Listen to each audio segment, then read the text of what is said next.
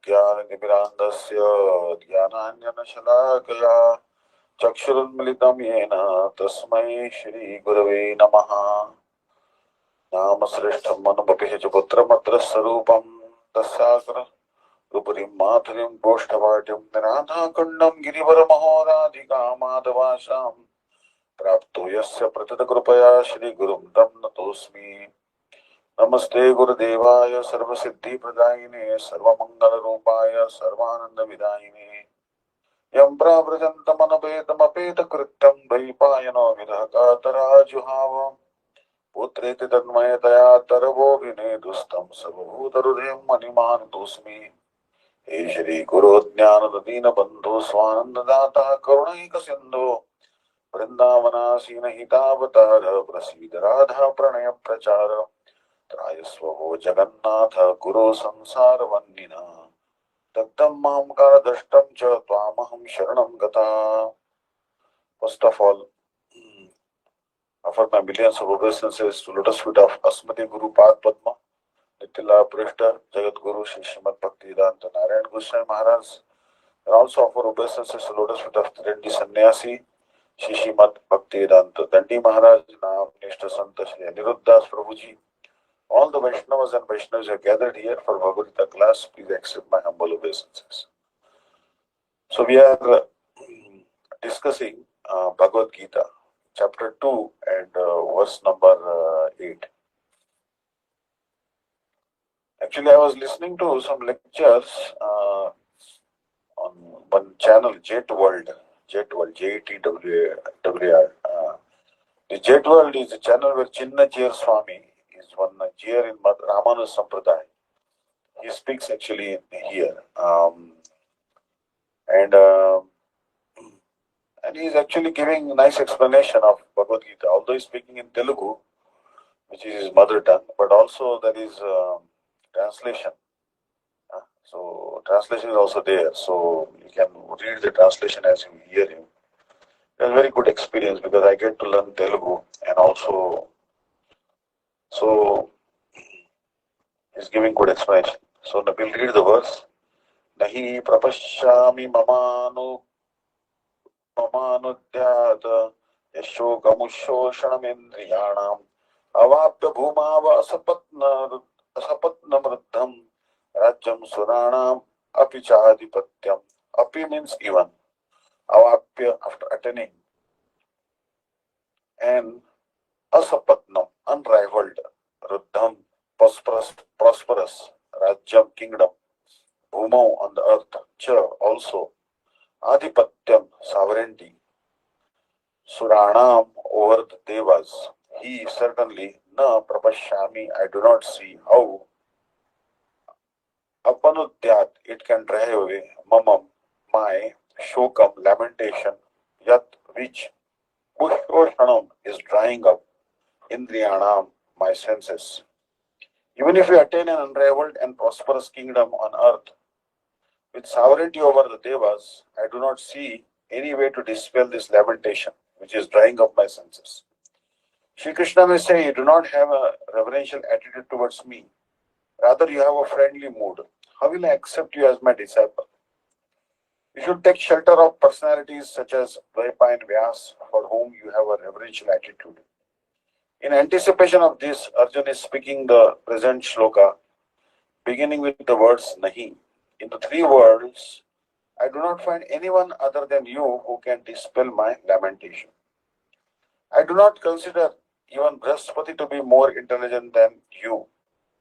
Therefore, being overwhelmed with grief,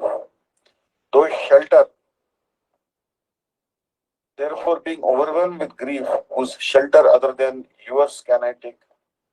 Just as the intense heat of the summer season dries up small ponds, similarly this grief is drying up my senses. Krishna may also say, despite being overwhelmed with grief, you should fight. When you win the battle, you will become absorbed in enjoying the pleasure of your kingdom and be freed from this grief.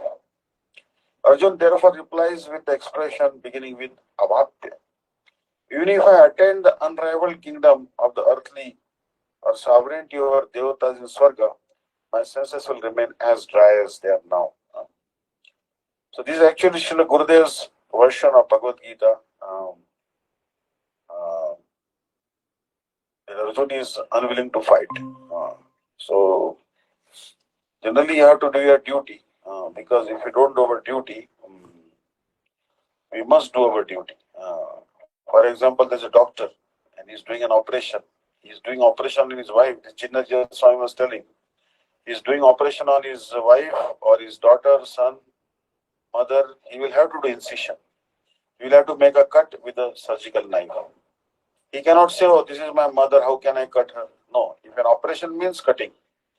So, he give another example Chinnajaya Swami was giving, that he was telling that suppose some person is told to hang someone, hangman, means there are some persons who are in the prison, there are some hangmen, though hang the people, to hang the criminals, they get paid for that. And they cannot show compassion. If they have the order from the court and the police department, then they will have to hang the prisoners. So like that. So the whole point is that duty comes the top. We have to do our duty. If we don't do our duty, then we are no good. So here, now we'll read the Srila Bhakti-Vidanta Sai Maharaj, his version actually, Bhagavad-Gita as it is, which was actually very famous in the Western world. Now in India also very famous. It is a very simple version and very much nice. Nahi prapashyami mamanupadyat yashokam indriyanam avapya bhumavasapatna mrittam rajyam sudanam apichadipatyam nahi prapashyami mamanupashyat yashokam indriyanam avapya bhumava asapatna ruddham rajyam suranam apichadipatyam. Na means do not. He means certainly. Prapashyami, I see. Mama, my. Apanudyat can drive away. Yat, by that which. Shokam, lamentation. Ushoshanam, drying up. Indriyanam, of the senses. Avapya, achieving. Bhumao, on the earth. Asapatnam, without rival. Ruddham, prosperous. Rajyam, kingdom. Suranam, of the demigods. Api, even. Cha, also. Adhipatyam, supremacy. I can find no means to drive away the grief which is drying up my senses. I will not be able to dispel it even if I win a prosperous, unrivaled kingdom on earth with sovereignty like the demigods in heaven. Although Arjuna was putting forward many arguments based on knowledge of the principles of religion and moral codes, it appears that he was unable to solve his real problem without the help of the spiritual master, Lord Sri Krishna. He could understand that his so-called knowledge was useless in driving away his problems, which were drying up his whole existence. It was impossible for him to solve such perplexities without the help of a spiritual master like Lord Krishna. Academic knowledge, scholarship, high position, etc. are all useless in solving the problems of life. Help can be given only by a spiritual master like Krishna. Therefore, the conclusion is that a spiritual master who is 100% Krishna conscious is the bona fide spiritual master, for he can solve the problem of life. Lord Chaitanya said that one who is master in the science of Krishna consciousness, regardless of his social position, is the real spiritual master. Kiva vipra kiva nyasi shudra kenenai Jai Krishna Tattvavetta say Guru hai. It does not matter whether a person is a vipra, learned scholar in Vedic wisdom, or is born in a lower family, or is in the renounced order of life. If he is master in the science of Krishna, he is the perfect bona fide spiritual master. Chaitanya Charitamrita Bhakti Lila 8.128. So without being a master in the science of Krishna consciousness, no one is a bona fide spiritual master. It is also said in Vedic literature, Satkarmani puno vipro mantra tantra visharada Avaishnavo guru nasyad Vaishnava swapacho guru. A scholarly Brahman, expert in all subjects of Vedic knowledge, is unfit to become a spiritual master without being a Vaishnava or expert in the science of Krishna consciousness.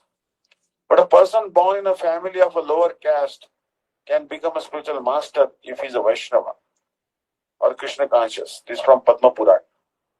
The problem of material existence, birth, old age, disease, and death, cannot be contracted by accumulation of wealth and economic development. In many parts of the world, there are states which are replete with all facilities of life, which are full of wealth and economically developed. Yet the problems of material existence are still present. They are seeking peace in different ways, but they can achieve real happiness only if they consult Krishna or the Bhagavad-Gita and Srimad Bhagavatam, which constitute the science of Krishna through the bona fide representative of Krishna, the man in Krishna consciousness. If economic development and material comforts could drive away one's lamentation for a family, social, national, or international inebrities, then Arjun would have said that even an unrivaled kingdom on earth or supremacy like that of the demigods in the heavenly planets would be unable to drive away the lamentation. So Arjun would not have said that even an unrivaled kingdom on earth or supremacy like that of the demigods in the heavenly planets would be unable to drive away his lamentation. He sought, therefore, refuge in Krishna consciousness. That is the right path for peace and harmony. Economic development or supremacy over the world can be finished at any moment by the cataclysms of material nature. Even elevation into a higher planetary situation, as men are now seeking on the moon planet, can also be finished at one stroke. The Bhagavad-Gita confirms this. Kshine punne martalokam vishanti. When the results of pious activities are finished, one falls down again from the peak of happiness to the lower status of life. Many politicians of the world have fallen down in that way. Such downfalls only constitute more causes for lamentation. Therefore, if you want to curb lamentation for good, then we have to take shelter of Krishna, as Arjuna is seeking to do. So Arjuna asked Krishna to solve the problem definitely, and that is the way of Krishna consciousness. So basically, Srila Gurudev, once he was giving class in Tobacco. Tobacco is in New Jersey, in America. I visited that temple long time ago. And there, Sripad Daivata Maharaj was there, ISKCON Sannyasi, and he was reading Bhagavad-Gita and Gurudev was giving some explanation. And Gurudev told actually that we don't have to go to these atheistic universities. They cannot give us any divine knowledge. It's only we have to approach Haridas Thakur and a spiritual master like Haridas Thakur and Rupa Goswami. We'll get transcendental knowledge only from them. There is no other way of getting the knowledge. So here, shloka number 9, Sanjay Vacha, Eva Muktva Rishikesham Gudakesham Param Tapa, Ayot Siti Govindam Uktva Tushnyam Babhuva.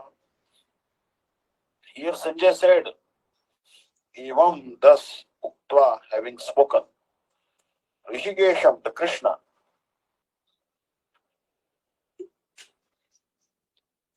Gudakeshaha, Arjuna, Param Tapaha, slayer of the enemies, Uktva, saying Govindam unto Govinda, Na Yotse, I shall not fight.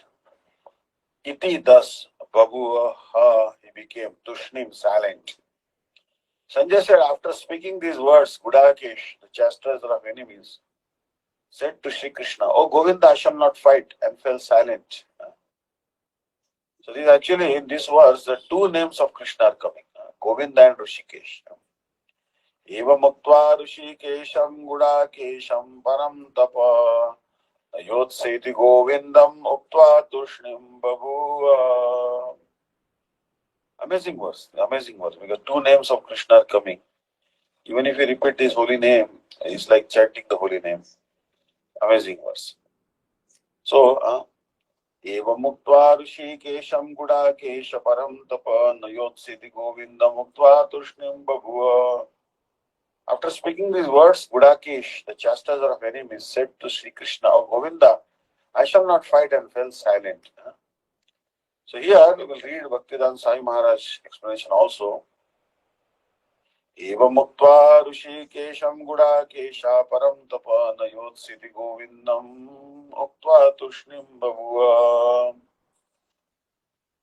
Sanjay Vacha, Sanjay said, Evam, thus, Uktva, speaking, Rishikesha, and to Krishna, the master of the senses. Krishna is master of senses. Gudakesha, Arjuna, the master of curbing ignorance. Gudak means ignorance. Param Tapaha, the chastiser of the enemies. Na Yotse, I shall not fight. Iti, thus, Govindam, unto Krishna, the giver of pleasure to the senses. Uktva, saying, Tushnim, silent, Babuva, became, certainly. Sanjay said, having spoken thus, Arjuna, chastiser of enemies, told Krishna, Govinda, I shall not fight, and fell silent. Dhritarashtra must have been very glad to understand that Arjuna was not going to fight and was instead leaving the battlefield for the begging profession. But Sanjay disappointed him, again in relating that Arjuna was competent to kill his enemies. Param Tapa.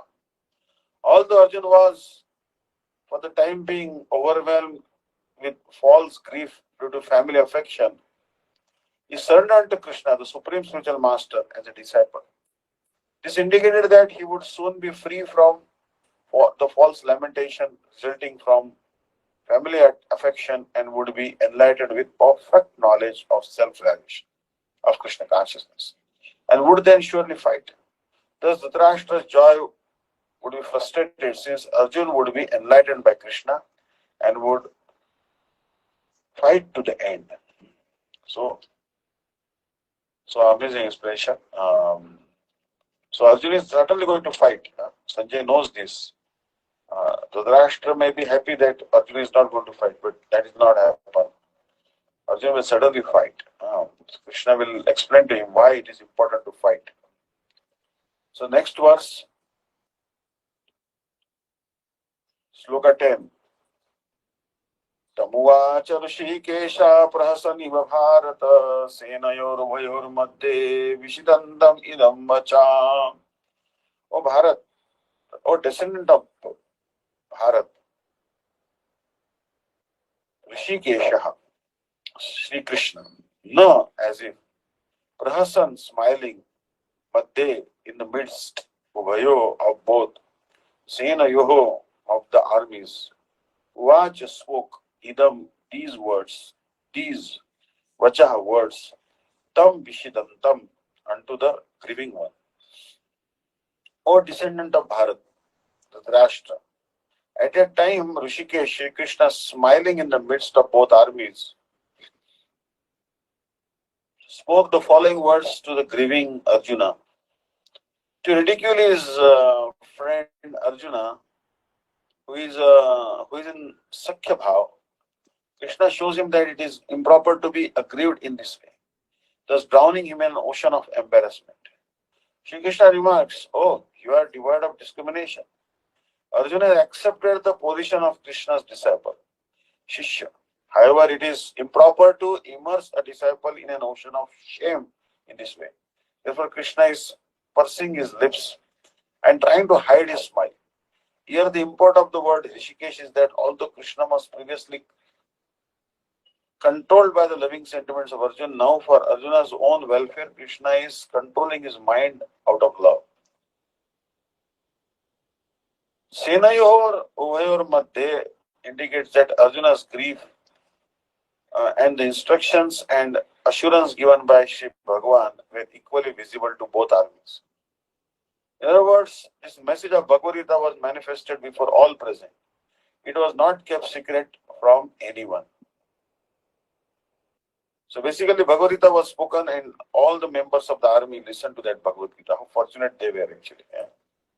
Drinking that nectar from the lips of Krishna Really, all the soldiers were very fortunate on the battlefield of Kurukshetra. They saw Krishna for 18 continuous days, so many days. As long as they were alive, they were seeing Krishna. So, Bhagavad-Gita as it is, Tamuvacha Rushikesha Prasaniva Bharata Senayor Madhye Vishidantam Idam Vacha. Tam unto him, Uvacha said, Rishikesha, the master of senses, Krishna. Prahasan, smiling, Eva, like that. Bharata, O Dhritarashtra, descendant of Bharat. Senayoho, of the armies. Uvayo, of both parties. Madhye, between. Vishidantam, unto the lamenting one.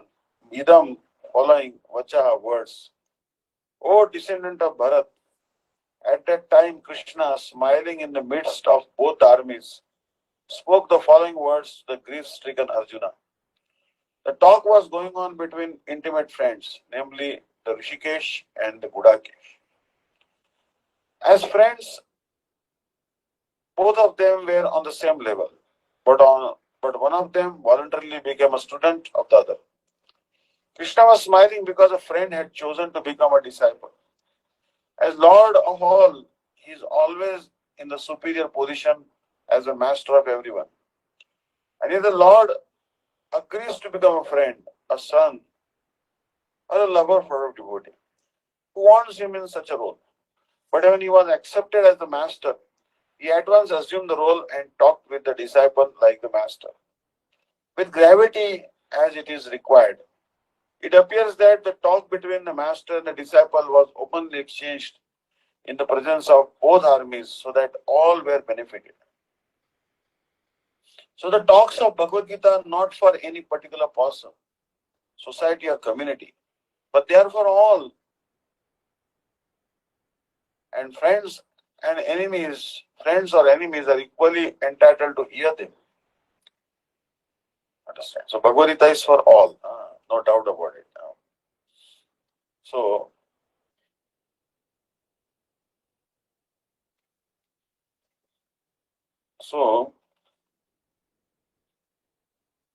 तमुवाच ऋषिकेश प्रहसनिव भारत सेनयोरुभयोर मध्ये विषिदंतम idam vacha. That's a very nice verse. Then we're coming to the verse number 11.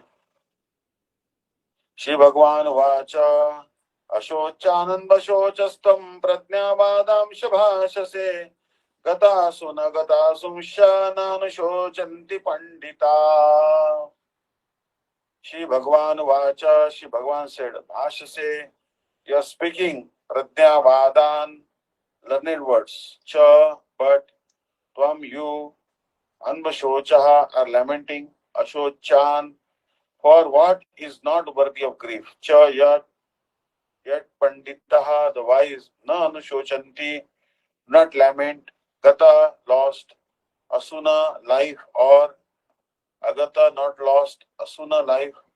Shri Bhagavan said, while speaking learned words, you are mourning for what is not worthy of grief. Those who are wise do not lament either for the living or the dead.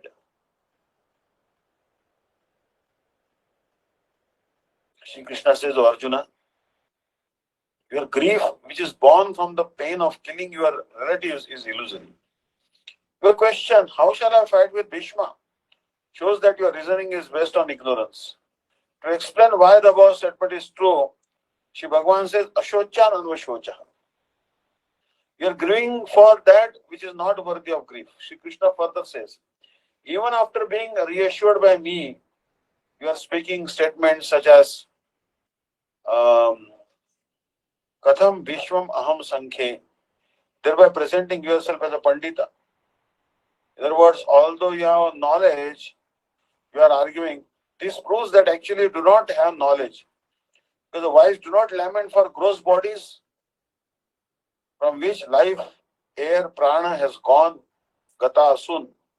As such, gross bodies are temporary. Agata asuna means from whom the prana has not gone.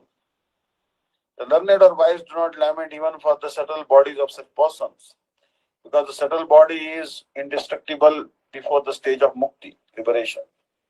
In both conditions, gata asuna, without life and agatasuna, with life, both the svabhava, nature of the gross and subtle bodies is unchangeable.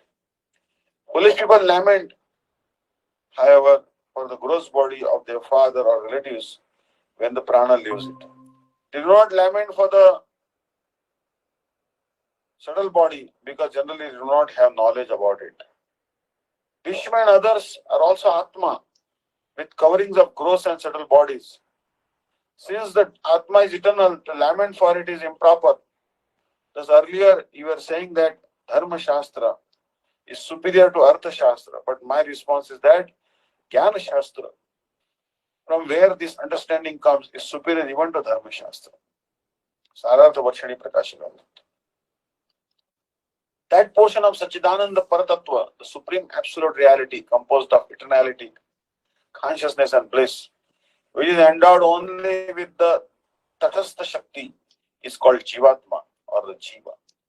The Jivas are atomic particles of consciousness by constitutional nature. Their eternal and natural characteristic is Bhagavad Seva. Jivas are of two types, Mukta and Baddha. The Mukta Jivas are eternally engaged in the service of Sri Bhagavan in his abode. They never fall down. The Baddha Jivas have forgotten the service of Sri Bhagavan since time immemorial, and thus being covered by the two types of material bodies, gross and subtle, are suffering three types of miseries as punishment in this material world. The gross body of the Baddha Jiva is made of the five material elements: earth, water, fire, air, and sky, and is temporary and perishable. After death, the Jiva changes his gross body. Where there is birth, death will always follow. Today or tomorrow, or after some time, death is certain. Mrutyurjanmavatam vira dehena sajayate adyavabdishatanteva mrutyurve praninam dhruva. Srimad Bhagavatam 10 Canto, first chapter 30th verse. In Gita 2.27, it is said, Jatase dhruva mrityu, for one who has taken birth, death is a certainty. The Jiva's immediate designation, which is made of mind, intelligence, and false ego, and which covers his pure nature, is called Sukshma Sharira, the subtle body. One is granted a new gross body in each birth, and at the time of death, it is destroyed. But such is not the case with the subtle body. Due to the Jiva's forgetfulness of Sri Krishna's Swarupa, the subtle body has been covering his Swarupa since time immemorial. The subtle body cannot be dissolved even after remembering Bhagavan through such processes as Jnana, Yoga, Tapasya, Dhyana, and study of the Vedas. It can only be dissolved by remembering him through the medium of Bhagavad Bhakti.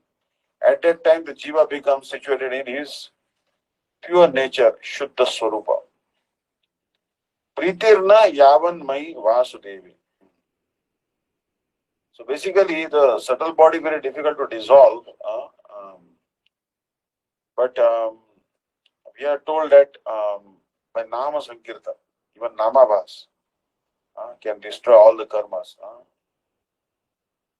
Tava Salpa Spurti Paya Ugra Tapa Dure Jaya Linga Vangana Se. Bhaktivinoda Thakur has sung this. Jaya Jaya Hari Nama Chidanandamruta Dhamam Paratattva Ksharakara Nija Jane Kripa Kari Nama Rupe Avatari Jive Daya Kari Le Apar. All glories to the holy name, the storehouse of the nectar of divine knowledge and bliss, who is none other than the supreme truth, Bhagavan Shri Krishna. To shower mercy on his devotees, he has descended in the form of sound, showing vast compassion for all jivas. Jaya Hari Krishna Nama Jagajana Sovishrama Sarva Jana Mana Saranjana Muni Vrinda Nirantara Jena Mera Samadara Tari Gaya Bhari Yavadana. All glories to the many names of Hari and Krishna. Shinam is the sublime nature for all living entities, taking them out from the cycle of birth and death and filling their hearts with delight. The Munis sing the holy names incessantly with great honor and joy.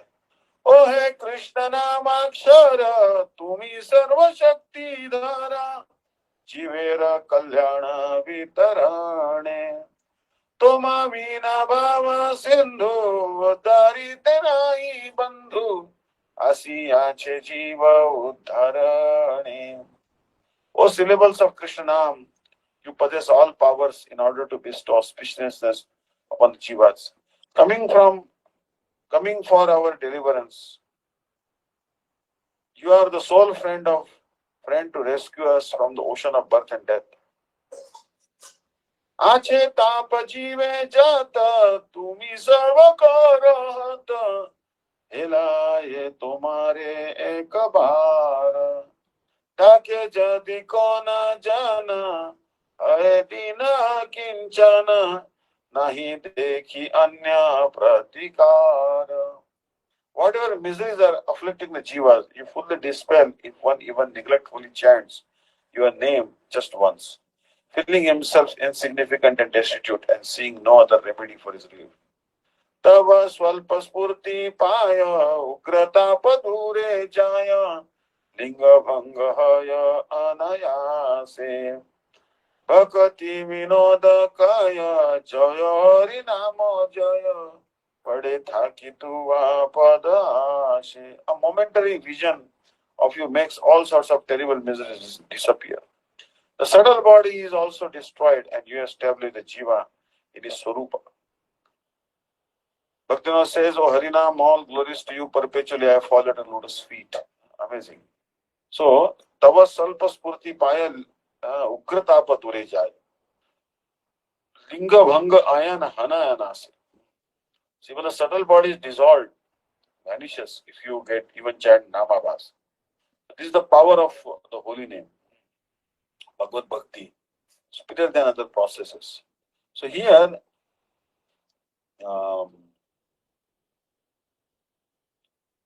Pritirna Yavan Mai Vasudevi, Srimad Bhagavatam 5.5.6. Salingena Vimuchyate, Srimad Bhagavatam 4.29.83. Bhayam Dvitiya Viniveshitasya, Srimad Bhagavatam 11, Canto 2nd, chapter 37 verse. Yada Ratir Brahmani Neshtiki Puman, Srimad Bhagavatam 4.22.26. Mahamopitya tu Kaunteya, Srimad Bhagavad-Gita 8.16. When we study these shlokas, it is quite clear that although the subtle body has no beginning, it is acquired by forgetfulness of Krishna. It is acquired by forgetfulness of Bhagavan, Bhagavad Vismriti, and destroyed by remembrance of him, Bhagavad Smriti. Therefore, those who are Atma Tattvavid, who know the nature of the Atma to be immutable, imperishable, and eternal, do not lament or become disturbed at the loss of the gross body. They grieve neither for a gross body without an Atma Gatasun, nor for a gross body with an Atma Agatasun, which will be destroyed in the future. On the other hand, those who consider their gross body to be their self are ignorant. Such persons are not even aware of the subtle body, what to speak of the Atma. They consider the gross body containing the Atma to be their mother, father, brother, or relative. When the Atma leaves that body, they consider their mother, father, brother, or relative to be dead, and they lament for that body. So basically, we are not this body, we are a spirit soul. So Krishna is trying to tell us that, death is certain. Atyavapdeshatabdeva mrutyurvai praninam dhruvaha. Whether we want it or not, after one now or after 100 years, one will certainly have to die. We cannot be eternal. The body cannot be eternal, and the soul is always eternal. So this is what is the knowledge of Bhagavad Gita. So, Ashochananva Shochastam Pratyabhadam Shabhasati Gatasuna Gatasunshya Nanu Shochanti Pandita. Shri Bhagavan Vacha, the Supreme Personality of Godhead said, Ashochan, not worthy of lamentation. Anva Shocha, you are lamenting. Tvam, you, Pradnya Vadan, learned talks. Cha also, Bhashas is speaking. Gata lost. Asuna life. Agata not past. Asuna life. Cha also, no never. Anushochanti lament. Pandita, the learned. The Supreme Personality of Godhead said, while speaking learned words, you are mourning for what is not worthy of grief. Those who are wise lament neither for the living nor for the dead. The Lord at once took the position of the teacher and chastised the student, calling him indirectly a fool. The Lord said, you are talking like a learned man, but you do not know that one who is learned, one who knows what is body and what is soul, does not lament for any stage of the body, neither in the living nor in the dead condition. As explained in later chapters, it will be clear that knowledge means to know matter and spirit, and the controller of both. Arjuna argued that religious principles should be given more importance than politics or sociology. But he did not know that knowledge of matter, soul, and the supreme is even more important than religious formularies. And because he was lacking in that knowledge, he should not have posed himself as a very learned man. And he did not happen to be a very learned man. He was consequently lamenting for something which was unworthy of lamentation.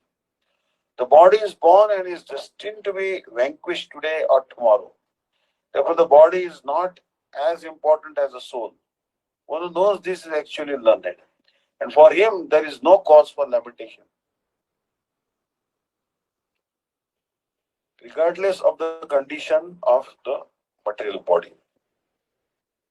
So here, Ashochanam Shochastam Pratnya Badam Shabhashase Gata Suna Gata Sunsha Nanu Shochati Pandita.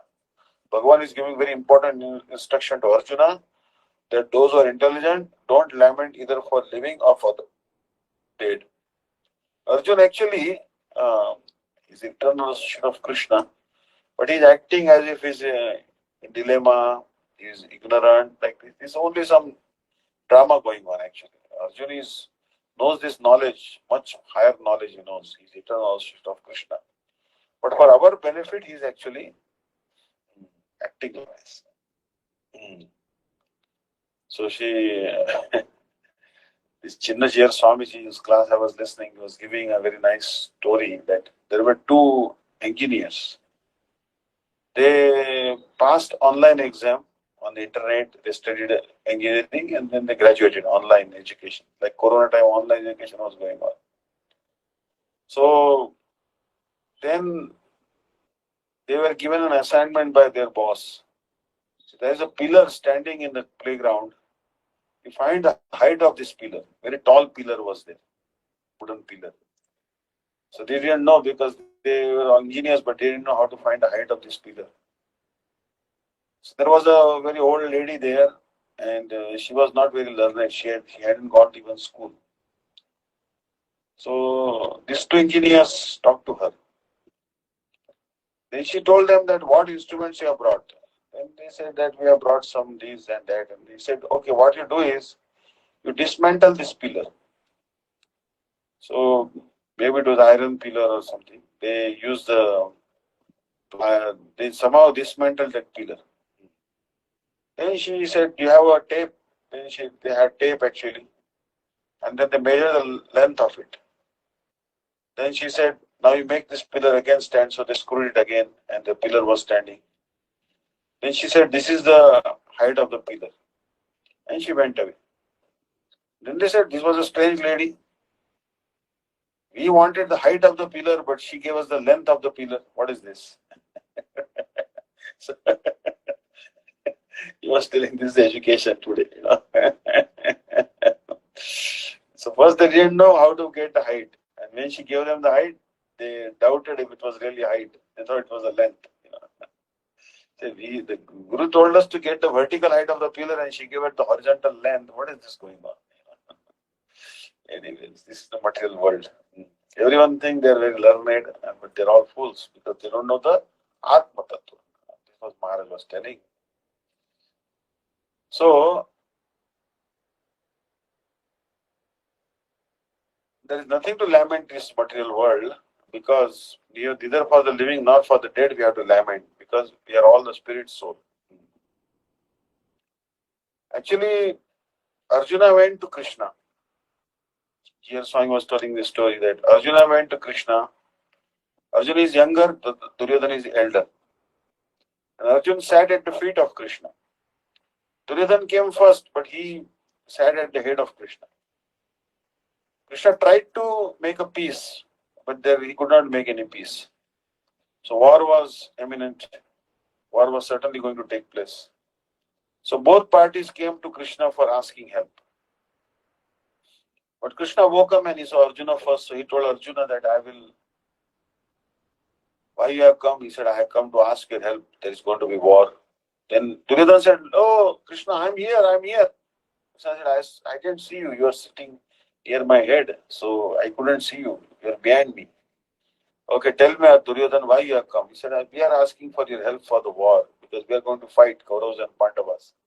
So we need help from you. So Krishna said that, okay, on one side my Narayani Sena, my army, and 1,000 strong generals, they will all be having weapons and everything. They will fight on one side. And other side, I will not take any weapon. I will only give advice. I will not take any weapon in my hand, and I will only give advice. So you choose what you want. Then Duryodhana, but he said Arjuna is junior, Arjuna is younger, so I'll give him a chance first. Junior should be given chance first. So Duryodhana was very worried that Arjuna may choose 1,000 generals and big army, Narayani Sena. So, but Arjuna said, Krishna, I want you. I don't want this 1,000 generals and this Narayani army. I don't want that. Then Krishna said, again think you should, Arjuna. I will not fight. I will not take any weapon in the hand. I will only give advice. You are sure? Then he said, no problem, Krishna.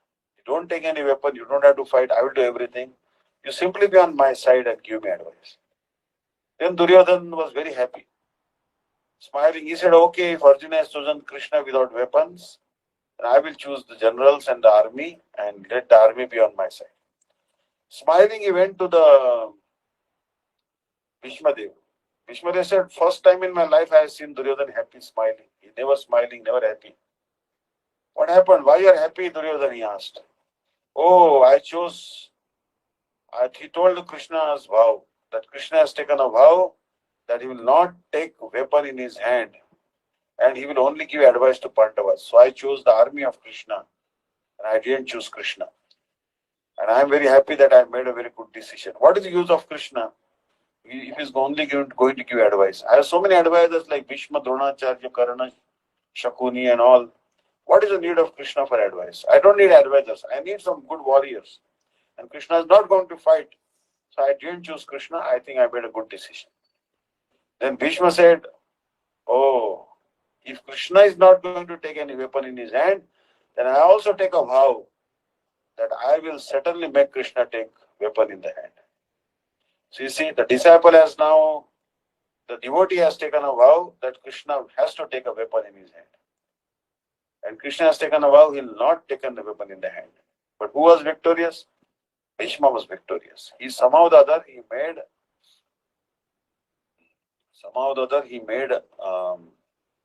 take a weapon. Krishna take weapon in the hand. So basically, we say that there is heaven and we say there is hell. The Chinnajaya Swami was telling, what is heaven and what is hell? When we are doing what we like, that is heaven. And when we are experiencing something which we don't like, that is hell. For example, some people is drinking liquor. Then he is with liquor bottle, then he thinks this is heaven. Understand? Because he is so absorbed in drinking liquor, he is in heaven actually. Understand? But that same liquor may be hell for someone else. Understand? So, Sita also told Ram, once Sita asked Ram, what is heaven and what is hell? Then heaven is where great apsaras and brahmas and female dancers are there and you get a lot of somaras and intoxicating beverage to drink in heaven. and in Narak you are beaten up. They put you in the boiling cauldron of boiling oil, and when you jump out, then again they put you back inside it with trident. Is that hell? Then Sita told Ramchandra that for me, wherever you are, O Ram, that is heaven. And wherever I am feeling separation from you, that is hell. Living with you, even in the forest, will be heaven for me. And living without you, even in the heaven, will be hell for me. This is the definition Mother Sita gave actually. So basically, Maharaj was giving an example that how the things are destroyed. Suppose I want to cut something, a piece of paper. If I had to cut a piece of paper, what I have to do? I take scissor and I have to cut it. The scissor has to enter the paper. Then when it enters the paper, paper is destroyed.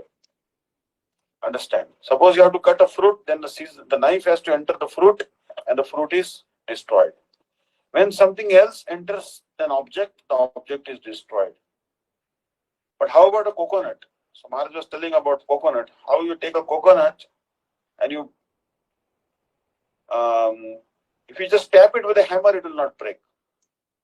But if you hit it with the hammer, it will break. Suppose you take a coconut and you throw it on the ground very strongly, like they do in India, it will break. Nothing has entered the coconut. But how the coconut broke? Actually, the coconut broke because of the momentum, the impact on the ground. And actually, what broke the coconut was air, actually. The air inside broke it. Understand? The air inside caused it to burst, actually, because of the momentum with which it was dashed. So, if you simply tap a coconut, it will not break. But with the momentum you hit the coconut with a hammer, then the air inside is compressed and the coconut breaks. Understand? So, basically, something has to enter into us. But why the soul is indestructible? So Maharaj was telling that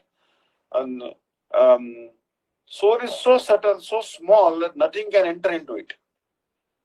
Nothing can enter into it. For example, you want to destroy like a coconut. Then you put a coconut on the fire. Slowly the particles of fire will enter the coconut and it will burn the coconut to ashes. The coconut is destroyed. Understand? So it means when the fire entered the coconut, it destroyed it. So understand. So coconut is made of earth element, mainly its prominence of earth and water. Coconut, if you see, it is made of earth and water and some air. But fire entered into it and destroyed it. Understand? Coconut burst and broke into pieces because of the air. Because air is more subtle than the fire. Air is more subtle than the earth and water. Understand? So when one element enter into other elements, the object made of that element is destroyed. But nothing can destroy the soul, because soul is so minute. The description will come in future that how minute is the soul. 1/10,000th of the tip of the hair. Nothing can enter it, so it is indestructible. Understand? So, anyways, I will forward the link to you. You can also see the lectures of Maharaj. He gives a 15-minute class every week or something. Jetworld.com. Jetworld, YouTube channel. Jetworld. So, Natvam evaham jatuna sam verse 12. Natvam neme janadhipa na chaivana bhavishyama sarve vayamata param. To eva, most certainly, na, never, jatu, at any time, aham, na asam. Did I not exist? Na, nor, tvam, you, na, nor, me, these, janadhipa, kings. Cha, also, no, nor, ataha, param, hereafter, sarve vayam, all of us, eva, certainly, na bhavishyama, shall not exist. There was never a time when I did not exist, nor you, nor all these kings, nor in the future shall any one of us ever cease to be. Krishna asked the question, "O friend Arjuna, when one grieves over the death of a dear person, one grieves over the death of a dear person, what is the object of his love? The body of the Atma." In Srimad Bhagavatam 10 Canto 14 chapter 50th verse it is said, Sarveshamapi bhutanam rupa sarva swatma vaiva vallabha. O king, for all jivas the Atma is certainly dearmost. According to this statement of Sri Shukdev Goswami, it is the Atma that is the only object of love. Although there is a difference between Ishvara and Jiva, both types of Atma are eternal and free from death. Means Ishvara and Jiva both are eternal. Thus it is not the Atma that is the object of grief. For this reason only Shri Krishna is speaking this shloka, beginning with the Natvam Evaham. Natva Evaham. It is not true that I, Paramatma, did not exist in the past. Suddenly I was existing. In the same way, you, the Jiva, also existed in the past, as did the Jivas who are all these kings. The possibility of the soul not existing prior to its existence in its present body is refuted by this statement. Similarly, it is not true that you, these kings, and I will not continue to exist in the future. We will all continue to exist. Thus, it has been proven that the soul is indestructible. In this regard, the Katha Upanishad 2.2.13 states, Nityo nityanam chetana chetananam eko bahunam yo vidadati kaman. He who is the supreme eternal amongst all eternal entities, the supreme conscious being among all conscious beings, is fulfilling the desires of all living entities. So, Nityo nityanam chetana chetananam eko bahunam yo vidadati kaman. Bhagavan is fulfilling the desires of all living entities. The Jiva's contact, Sharada Varshini Prakashika Varti, the Jiva's contact with the gross body is called birth, and separation from it is called death. When the Jivatma is situated in the gross body, people have loving dealings with each other. But such ignorant persons who consider the gross body to be the Atma do not realize that the real self is not material, and thus when a Jiva disappears from a body, they become absorbed in grief.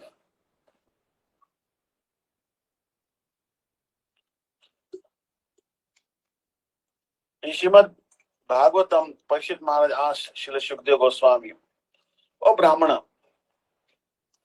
Shri Krishna was not born to the same parents as the other cowherd boys. How was it possible for those parents to have such unparalleled prema for him that he did not even have for their own children? In response to this, Srila Shukdev Goswami says, O king, for all living entities, one's own self, Atma, is the most dear. All the entities who are separate from oneself, such as the sun, wealth, house, and other objects, are dear to the self. They are not as dear as the self itself. It is secondary to the affection one has towards one's own self. O king, the affection an embodied soul has for that for which he feels possessiveness, such as the sun, wealth, and house, is not the same as the affection he feels for his own self. In other words, there is a difference between I and mine.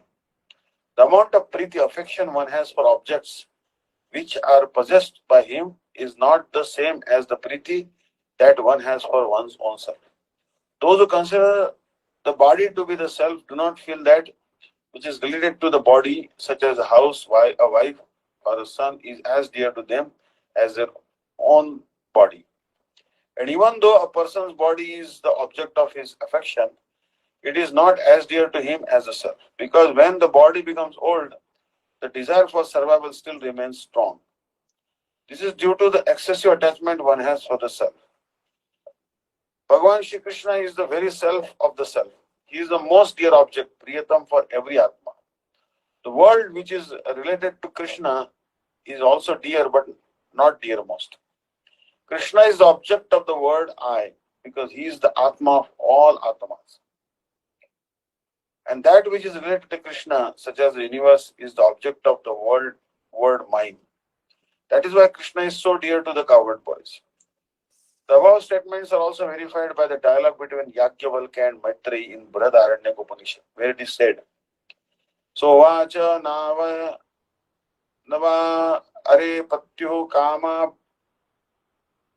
kamaya priyo bhavati atmanastu kama patihi priyo bhavati naha vare sarvasya kamaya sarvam priyam bhavatya atmanastu kamaya sarvam priyam bhavati. The great sage Yajnavalkya said to Maitreyi, no living entity loves another for the other's satisfaction. Only for one's own satisfaction does the husband love his wife. The wife loves her husband, the father loves his son, and the son loves his father. A person is dear not for someone else's satisfaction, but for the happiness and satisfaction of one's own self. So even in the material world, we are loving someone, we are loving for our own satisfaction, not for that person's satisfaction. Understand? So we love our soul. We love our mother, father, our possessions, but more than that, we love our body. And more than our body, we love our soul. And more than soul, we love the soul of all souls, Krishna. So ultimately, the topmost we should love should be Krishna because the soul of all the souls. Natvam evam jatunasam natvam neme janadipana chaivam na bhavishyama sarve vayamata param. No, never, two, but eva certainly, aham, I, jatu at any time. No, did not, asam, exist. No, not, tvam, you. No, not, ime, all these Janadipa kings. No, never. Jo also, eva certainly. No, not, bhavishyama shall exist. Sarve vayam, all of us, ataha param, hereafter. Never was there a time when I did not exist, nor you, nor all these kings, nor in the future shall any one of us cease to be. In the Vedas, in the Katha Upanishad as well as in the Shveta Upanishad, it is said that the Supreme Personality of Godhead is the maintainer of innumerable living entities in terms of their different situations according to individual work and reaction of one. That Supreme Personality of Godhead is also by his plenary portions alive in the heart of every living entity. Only saintly persons who can see within and without the same Supreme Lord can actually attain to perfect and eternal peace. नित्यो नित्यानां चेतनश्चेतनानां एको बहुनां यो विदधाति कामान् तमात्मास्थं ये अनुपश्यन्ति धीरास्तेषां शान्ति शाश्वती नेतरेषां. Kathopanishad 2.2.13. The same absolute, the same Vedic truth given to Arjuna is given to all persons in the world who pose themselves as very learned but actually have but a poor fund of knowledge. The Lord says clearly that He Himself, Arjuna, and all the kings who are assembled on the battlefield are eternally individual beings. And the Lord is eternally the maintainer of the individual living entities, both in their condition and in their liberated situations. The Supreme Personality of Godhead is the supreme individual person, and Arjuna, the Lord's eternal object, and all the individuals in the past. And it is not that they will not remain eternal persons. Their individuality existed in the past, and their individuality will continue in future without interruption. Therefore, there is no cause for lamentation for anyone. The Mayavadi theory that after liberation, the individual soul separated by the covering of Maya or illusion will merge into the impersonal Brahman and lose its individual existence is not supported herein by Lord Krishna, the supreme authority. Nor is the theory that we only think of individuality in the conditioned state supported herein. Krishna clearly says herein that in the future also the individuality of the Lord and others, as it is confirmed in the Upanishads, will continue eternally. The statement of Krishna is authoritative because Krishna cannot be subject to illusion. If individuality were not a fact, then Krishna would not have stressed so much even for the future. The Mayavadi may argue that the individuality spoken of by Krishna is not spiritual but material. Even accepting the argument that the individuality is material, then how can one distinguish Krishna's individuality? Krishna affirms his individuality in the past and confirms his individuality in the future also. He has confirmed his individuality in many ways, and impersonal Brahma has been declared to be subordinate to him. Krishna has maintained spiritual individuality all along. If he is accepted as an ordinary conditioned soul in individual consciousness, then his Bhagavad-Gita has no value as authoritative scripture. A common man with all the four defects of human frailty is unable to teach that which is worthy, that is worth hearing. The Gita is about such literature. No mundane book compares with the Bhagavad Gita. When one accepts Krishna as an ordinary man, the Gita loses all importance. The Mayavadi argues that the plurality mentioned in this verse is conventional and that it refers to the body. But previous to this verse, such a bodily conception is already condemned. After condemning the bodily conception of the living entities, how was it possible for Krishna to place a conventional proposition on the body again? Therefore, individuality is maintained on spiritual grounds and is thus confirmed by great acharyas like Sri Ramanuja and others. It is clearly mentioned in many places in the Gita that this spiritual individuality is understood by those who are devotees of the Lord. Those who are envious of Krishna as the Supreme Personality of Godhead have no bona fide access to the great literature. The non-devotee's approach to the teachings of the Gita is something like that of a bee licking on a bottle of honey. One cannot have a taste of honey unless one opens the bottle. Similarly, the mysticism of the Bhagavad Gita can be understood only by devotees. No one else can test it, as it is stated in the 4th chapter of the book. Nor can the Gita be touched by persons who envy the very existence of the Lord. Therefore, the Mayavadi explanation of the Gita is a most misleading presentation of the whole truth. Lord Chaitanya has forbidden us to read commentaries made by the Mayavadis and warns that one who takes to such an understanding of the Mayavadi philosophy loses all power to understand the real mystery of the Gita. If individuality refers to the empirical universe, then there is no need of teaching by the Lord. The plurality of the individual soul and the Lord is an eternal fact, and it is confirmed by the Vedas as mentioned, as above mentioned. So you can see that we all are part and parcel of Krishna, but we are also individuals. Eternal difference is also there. Eternal oneness and eternal difference simultaneously. We are energy of Krishna, and we are part and parcel of Krishna means we are energy of Krishna actually. We are Tatastha Shakti. So Krishna is Shaktiman, we are Shakti. So the next verse is text 13, very important verse. Tehino yasmine thadehe kaumaram yuvanam jara tatehantara praptir dhirastatranam muhyati. So we'll discuss this next time. So thank you for attending the class today. Hare Krishna. Vanchakalpatarvasya kripa sindhu vajapatana pavanibhyo vaishnavibhyo namo. If anyone has any question, please let me know.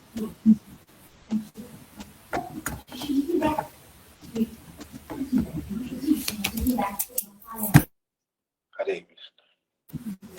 Hare Krishna Maharaj, Dandavat Prams. Thank you so much for that. I don't think there's any questions. So we'll stop here. All right. And thank you so much for taking off time and coming to give us your special mercy. Yes. We really appreciate it. Thank you. Hare Krishna. And Vanchakal Vyastya Kripa Sindhu Patitana Hare Krishna. That also.